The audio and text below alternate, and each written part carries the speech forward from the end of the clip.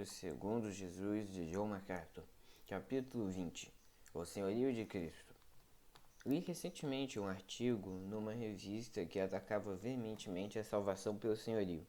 Este artigo começava com uma pergunta: a pessoa tem de fazer de Cristo o Senhor para poder ser salva? Não menos do que 10 vezes na matéria de apenas 2 páginas o autor falou em fazer de Cristo o Senhor da vida. Esta terminologia tornou-se tão comum em nossa geração que alguns crentes estão tentados a pensar que é bíblica, mas não é.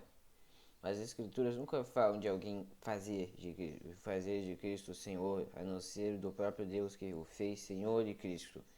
Jesus Cristo é o Senhor de todos, e a ordem bíblica, tanto para os incrédulos quanto para os santos, não é para fazer de Cristo o Senhor, e sim dobrar-se diante de seu senhorio. Os que rejeitam seu senhorio ou prestam mera obediência verbal à sua soberania não são salvos. Aprendemos das palavras de Jesus em Mateus 7,22 que muitos que, verbal ou intelectualmente, admitem o Senhor de Cristo serão impedidos de entrar no céu, porque não fazem a vontade do Pai que está nos céus. Todos os que creem na palavra de Deus concordarão que Jesus é Senhor. Ele é sempre e para sempre o Senhor, não importando se uma pessoa reconhece ou não o seu senhorio ou rende-se ou não à sua autoridade. Mesmo assim, alguns dos autores evangélicos contemporâneos têm questionado a relevância do senhorio de Cristo na mensagem evangelística. Apesar de não negarem que Jesus é Senhor, sugerem que melhor é manter essa verdade separada da mensagem de boas novas que proclamamos aos incrédulos. O artigo a que me referi acima diz: é essencial confiar em Cristo como Salvador pessoal e ser nascido de novo, mas esta é apenas a primeira decisão. O reconhecimento de Jesus como Senhor é feito por crentes.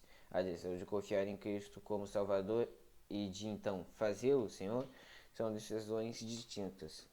A primeira é feita não por crentes, a segunda somente por crentes.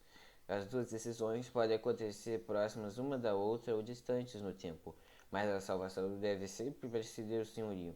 É possível, embora triste, que você se salve seja mais fazer de Cristo o Senhor de sua vida.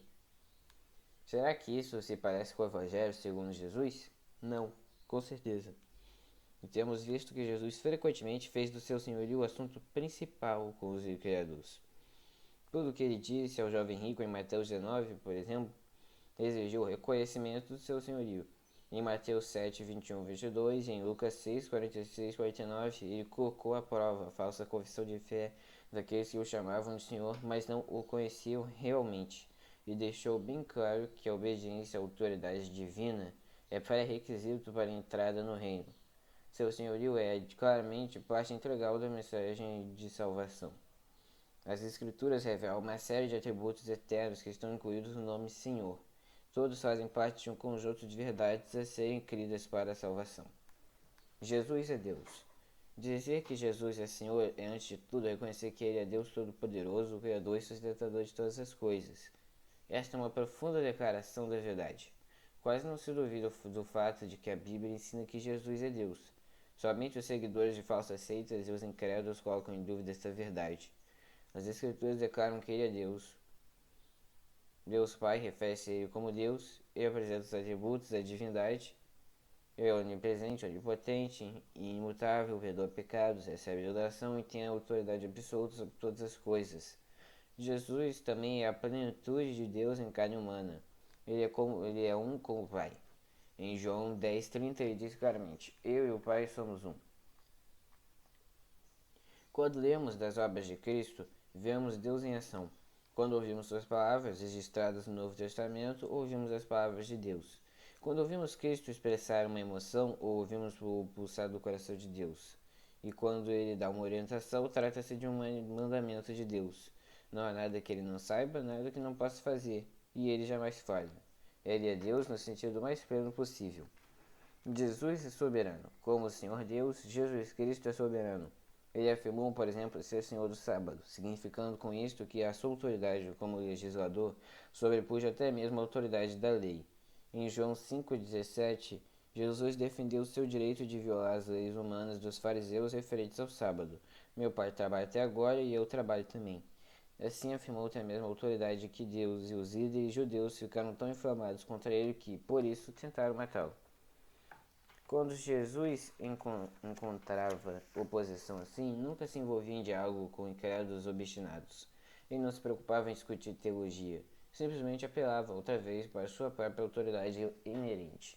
O fato de que os judeus não puderam matá-lo antes que se cumprisse o seu tempo é uma prova a mais da sua soberania. Eu dou a minha vida para a reassumir. Ninguém a tira de mim, pelo contrário, eu espontaneamente a dou. Tenho autoridade para entregar e também para reavê-la. A influência da sua autoridade estende-se a todas as pessoas. Na verdade, todo julgamento lhe foi entregue. O Pai a ninguém julga, mas ao Filho confiou todo o julgamento.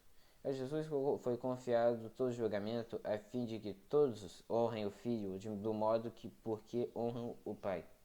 Da mesma forma, os que desonram o Filho também desonram o Pai. No juízo final, todo joelho se dobrará e toda língua confessará que Cristo é Senhor, para a glória de Deus Pai. É claro que isso não significa que todos serão salvos, mas que até mesmo os que morrem na incredulidade serão obrigados a confessar o seu senhorio. Sua obediência não tem limites, sua soberania não tem limites. O Dr. Mark, do seminário Masters, expressou a extensão da soberania de Jesus com estas palavras: Ele é o Deus Todo-Poderoso, soberano cósmico, sem par, que, como Criador e Redentor, tem o direito e o poder de exigir conformidade e submissão à sua autoridade veraz e imperial. Jesus é Salvador. Mesmo sendo Deus soberano, Jesus tomou sobre si as nossas limitações da carne humana e habitou pessoalmente entre os homens, enquanto aqui na terra experimentou todas as tristezas e tribulações da humanidade, com exceção de que jamais pecou. Andou na terra, mostrou seu amor, demonstrou seu poder, revelou em seu comportamento a justiça de Deus. Porém, a sua conduta foi a de um servo. Dizem as Escrituras que a si mesmo se esvaziou, assumindo a forma de servo, tornando-se em semelhança de homens, e, reconhecido em figura humana, a si mesmo se humilhou, tornando-se obediente até a morte e morte de cruz. Ou seja, mesmo sendo o Senhor, soberano Senhor de todos, ele renunciou a tudo a ponto de dispor-se à morte, a morrer a morte mais humilhante e dolorosa que os homens jamais conheceram, e fê-lo em nosso favor. Sendo sem pecado, portanto não merecendo morrer, ele sofreu a culpa do nosso pecado, carregando ele mesmo em seu corpo sobre a madeira os nossos pecados, para que nós, mortos aos pecados, vivamos para a justiça. A morte de Jesus não foi por nós o sacrifício máximo e definitivo. A morte de Jesus por nós foi o sacrifício máximo e definitivo. Pagou totalmente o preço pelo nosso pecado e abriu o caminho para que tenhamos paz com Deus. Romanos 5, 8, 9 diz: Ter Cristo morrido por nós, sendo nós ainda pecadores. Logo que sendo justificados pelo seu sangue, seremos por ele salvos da ira. Mesmo na morte, Jesus foi Senhor. A sua ressurreição é prova disso. Paulo escreve que Cristo foi designado Filho de Deus com poder pela ressurreição dos mortos. Filipenses 2, 9 e 11 descreve a atitude do Pai diante da humilhação e morte de Cristo, pelo que também Deus o exaltou sobremaneira e deu um nome que está acima de todo nome, para que ao nome de Jesus se dobre todo o joelho nos céus, na terra e debaixo da terra, e toda língua confesse que Jesus Cristo é Senhor, para a glória de Deus Pai. Portanto, quando convidamos pessoas a que recebam a Cristo como Salvador, pedimos que abracem aquele que é Senhor e que foi declarado Senhor por Deus Pai, que também exige de que todo joelho se dobre diante da sua soberania. A salvação pertence aos que o recebem, mas estes têm de recebê-lo tal como ele é. Bendito e único soberano, Rei dos reis e Senhor dos senhores. Jesus é Senhor. As Escrituras afirmam constantemente o senhorio de Cristo em tudo. Ele é Senhor no julgamento, é Senhor do sábado, é Senhor de todos. É chamado do Senhor nada menos do que 747 vezes no Novo Testamento. Só o livro de Atos refere-se a ele como Senhor 92 vezes, enquanto que o chama de Salvador apenas 2 vezes. Fica bem claro que na pregação da igreja primitiva, o senhorio de Cristo era o ponto principal da mensagem cristã. A centralidade do senhorio de Jesus na mensagem evangelística torna-se clara pela maneira como as Escrituras apresentam as condições para a salvação. Os que dicotomizam entre crer em Cristo como Salvador e render-se a Ele como Senhor encontram dificuldade para explicar muitos dos apelos registrados na Bíblia, tais como Atos 2:21. Todo aquele que invocar o nome do Senhor será salvo, ou Atos 2:36. Esteja absolutamente certa, pois toda a casa de Israel, de que é este Jesus que vós crucificastes, Deus o fez Senhor e Cristo. Ou Atos 16:31. Crê no Senhor Jesus e serás salvo. E especialmente Romanos 10:9. Se com tua boca confessares Jesus como Senhor e em teu coração creres que Deus o ressuscitou dentre os mortos, serás salvo. Todas estas passagens, indiscutivelmente, incluem o senhorio de Cristo como parte do Evangelho ser crido para a salvação. Vimos que o senhorio de Cristo inclui as ideias de domínio, autoridade, soberania e direito de governar. Se essas coisas estão implícitas na frase confessares a Jesus como Senhor, então está claro que para as pessoas que vão a Cristo para a salvação, têm de fazer a obediência a Ele, ou seja, com a disposição de se renderem a Ele como Senhor. Não é de surpreender, portanto, que os opositores da salvação pelo senhorio tinham feito de Romanos 10 um alvo dos seus ataques. Muito se tem escrito nos últimos anos numa tentativa de explicar como alguém pode confessar Jesus como Senhor e ainda continuar a rebelar-se contra a sua autoridade. Alguns defendem que o termo Senhor, quando usado nas Escrituras, em conexão com o Evangelho, não significa mestre soberano, mas divindade. Charles Ray é o mais eloquente dentre os que têm usado este argumento. Escreve, abre aspas, é certo que o Senhor significa geralmente dono, mas no Novo Testamento também significa Deus, proprietário, Senhor, ídolos e até mesmo marido. Em 1 Coríntios 2:3, Paulo diz: ninguém pode dizer Senhor Jesus senão pelo Espírito Santo. Senhor aqui tem que significar Deus Jeová pela simples razão de que as pessoas salvas não podem dizer, podem e dizem Senhor, quando se referem a Cristo antes mesmo de terem o Espírito de Deus. Por que Senhor Jesus é uma expressão tão importante que só pode ser dita se o Espírito de Deus guiar a pessoa? É porque esta é a essência da nossa salvação, uma vez que ressalta a singularidade do Salvador. Quase todos os salvadores reivindicam o domínio sobre a vida dos seus seguidores. Mas que religião, além do cristianismo, tem um Salvador que asseverou ser tanto Deus quanto um homem numa só pessoa? Se Senhor, no versículo, significa dono, então a reivindicação de singularidade está ausente. Se Senhor, nesse versículo, significa Deus Jeová, então Jesus é singular e esta é a essência da mensagem da salvação da cristandade. Esta mesma ênfase é vista em Romanos 10:9. Se com tua boca confessares Jesus como Senhor, serás salvo. É a confissão de Jesus como Deus e, portanto, a fé no Deus homem que salva do pecado. Fecha aspas. Em outras palavras, o Dr. Riley afirma que aqueles que argumentam que Senhor significa amo soberano despojam de seu significado fé com relação à divindade de Cristo. Mas esse é um argumento sem valor. Não é necessário eliminar o conceito de divindade da palavra Senhor para se compreender que ela significa amo. Riley está correto ao dizer que as Escrituras referem-se a Jesus como Senhor. Isso significa que Ele é Deus. Mas, no mínimo, a tal afirmação apenas fortalece a ilusão de que domínio absoluto é algo inerente ao vocabulário. Deus tem de significar ânsia soberano. Que tipo de Deus seria ele se não fosse soberano? E é certo que quando Tomé disse a Jesus, Senhor meu e Deus meu, estava usando o termo Senhor como algo mais do que uma expressão de divindade. Ele não estava dizendo meu Deus e meu Deus, ele estava afirmando que Jesus é tanto Deus quanto soberano. Veja, por exemplo, o contexto de Romanos 10:9. O versículo 12 usa a expressão Senhor de todos para descrever o Salvador. Isso significa que ele é Senhor sobre todos, tanto judeus como gentios, crentes e não crentes. Qualquer interpretação que procure eliminar do termo o seu significado de domínio soberano não faz o menor sentido. Se aplicarmos esta verdade ao versículo 9, teremos uma afirmação ainda mais forte. Se com tua boca confessares a Jesus como Senhor de todos, serás salvo. É certo que a palavra Senhor indica divindade onde quer que no contexto da mensagem do Evangelho as Escrituras chamem a Jesus de Senhor. Um componente fundamental da mensagem do Evangelho é que Jesus é Deus. Ninguém que nega a divindade de Jesus pode ser salvo. Mas inerentes à ideia de divindade estão as ideias de autoridade, domínio e o direito de mandar. Uma pessoa que esteja vivendo em rebelião contra a autoridade de Cristo não o reconhece como Senhor, seja em que sentido for. A marca da fé salvadora é a rendição ao senhorio de Jesus Cristo. O teste definitivo se uma pessoa pertence a Cristo ou não é uma disposição para render-se à sua autoridade. Em 1 Coríntios 12:3, Paulo escreve: Por isso vos faço compreender que ninguém que fala pelo Espírito de Deus afirma anátema Jesus. Por outro lado, ninguém pode dizer Senhor Jesus senão pelo Espírito Santo. Isto não significa ser impossível que pessoas não salvas pronunciem as palavras Jesus é Senhor, pois é óbvio que podem e fazem isso. O próprio Jesus denunciou o paradoxo dos que o chamavam de Senhor, mas que realmente não criam nele. Até mesmo os demônios já sabem e admitem quem ele é.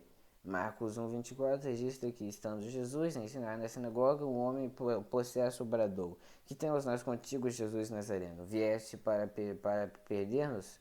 Bem sei quem és, o Santo de Deus. Marcos 3:11 diz que os espíritos imundos, quando o viam, prostravam-se diante dele e exclamavam: Tu és o Filho de Deus. O demônio que estava no homem possesso por legião de espíritos imundos bradou: Que tenho eu contigo, Jesus, Filho do Deus Altíssimo? 1 Coríntios 12:3 não pode referir-se à mera enunciação das palavras Jesus é Senhor. Deve ter um significado mais profundo. Inclui o reconhecimento de que ele é o Senhor por meio de obediência, pela rendição da vontade ao seu senhorio, pelo testemunho de Cristo através de atos pessoais, tanto quanto por palavras. Isto não é pregar um evangelho através de obras humanas.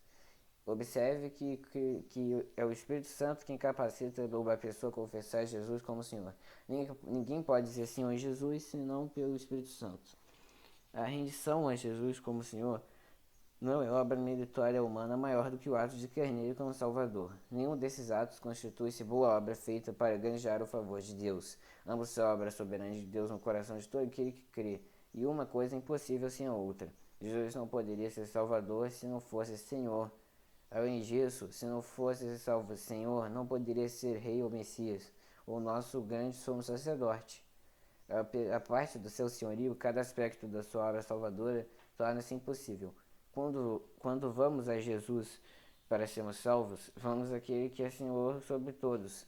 Qualquer mensagem que omita essa verdade não pode ser chamada de Evangelho segundo Jesus.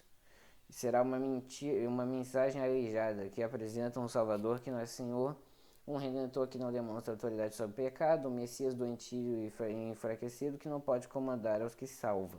O Evangelho segundo Jesus não é nada disso. Apresenta Jesus como Senhor e Salvador e exige que aqueles que desejam recebê-lo aceitem-no como ele é. Nas palavras de John Flavel, um puritano inglês do século XVII, a oferta que o Evangelho faz de Cristo inclui todos os seus ofícios, e a fé evangélica recebe-o justamente assim, para submeter-se a ele tanto quanto por ser redimido por ele, imitá-lo na santidade de vida, bem como escolher as influências e frutos de sua morte. Isto é um recebimento completo do Senhor Jesus Cristo. Fecha aspas. A W. Tozer explicou da mesma forma. Instigar homens e mulheres a crer no Cristo dividido é uma doutrina, pois ninguém pode receber meio Cristo, ou um terço de Cristo, ou um quarto da pessoa de Cristo. Não somos salvos por crermos num ofício ou numa obra. Fecha aspas. Qualquer mensagem que apresente um Salvador que seja menos do que o Senhor de todos não pode reivindicar ser o Evangelho segundo Jesus. Ele é Senhor e aqueles que o recusam como Senhor não podem usá-lo como Salvador. Todos os que o recebem têm de render-se à sua autoridade, pois dizer que recebemos a Cristo, quando na verdade rejeitamos o direito que ele tem de reinar sobre nós, é um completo absurdo. É uma tentativa fútil de querer segurar o pecado com uma das mãos e receber a Jesus com a outra. Que tipo de salvação é essa se somos deixados na escravidão ao pecado? É este, portanto, o evangelho que devemos proclamar, que Jesus Cristo é o Deus encarnado, humilhou a si mesmo para morrer em nosso benefício. Ele se tornou o sacrifício sem pecado, que pagou a penalidade da nossa culpa. Ele ressuscitou dentre os mortos para declarar com poder que é Senhor sobre todos. E ele oferece gratuitamente a vida eterna a pecadores dispostos a ascenderem a ele em fé humilde e penitente. Este evangelho nada promete ao rebelde e insolente, mas para pecadores quebrantados e arrependidos, oferece tudo o que concerne a vida e a piedade.